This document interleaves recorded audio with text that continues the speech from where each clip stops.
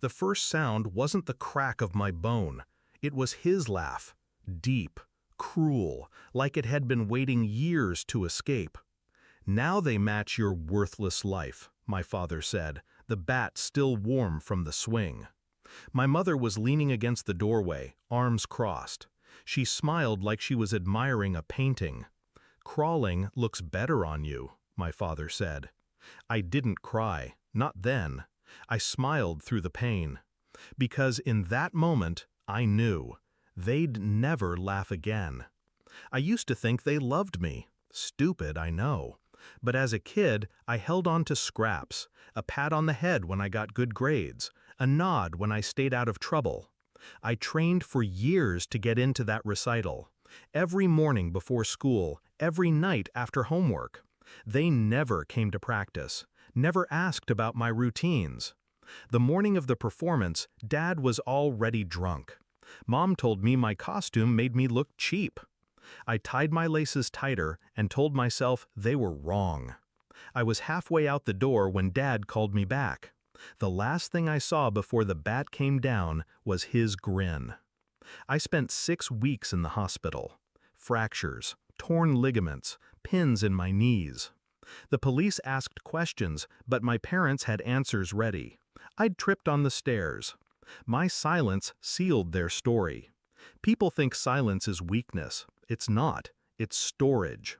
I stored every word, every smirk, every moment they thought they'd won. By the time I turned 18, the pain had become part of me. I learned to walk again, slowly, with steel in my knees and fire in my chest. I left that house the day I graduated. But leaving didn't mean forgetting. It meant planning. I started small. Records, documents. My father had been dodging taxes for years, taking payments under the table for his side business. My mother had a habit of signing things she didn't read. I kept every copy I could find. Forged receipts, fake expense claims, hidden bank accounts. At 19, I took a job at the courthouse, filing, archiving, learning the system. I watched how investigations were built, how evidence became chains. At 22, I filed my first anonymous tip, just enough to put them on the radar. I waited. The break came 3 years later. My father got sloppy. His crew was moving stolen equipment through a warehouse listed in my mother's name. That made her liable. I sent everything, photos, bank transfers, false IDs, to the district attorney.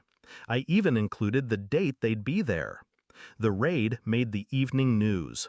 My father was dragged out in cuffs, cursing at the cameras.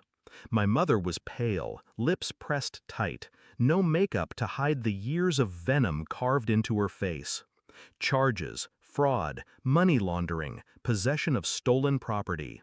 Bail denied. I visited them once in jail, just once. Dad sat across from me, hands cuffed, eyes wild. "You think you're better than us?" I leaned forward, close enough for him to smell the freedom on me. "No, I just know I'm not you." Mom didn't speak. She just stared. The first time in my life she didn't have something cruel to say. The trial was public. I sat in the front row every day, in a dress the color of fresh bruises. The prosecutor used my evidence like a scalpel, cutting away their defenses until nothing remained. The verdict? Guilty. 20 years each. No parole for the first 15. When the judge read the sentence, I didn't smile. I just looked at them the way they'd once looked at me, like they weren't worth the effort of hate. Some nights I think about that recital, the one I never danced, the music cue I never stepped out to. I picture the spotlight, the hush of the audience, the swell of the first note.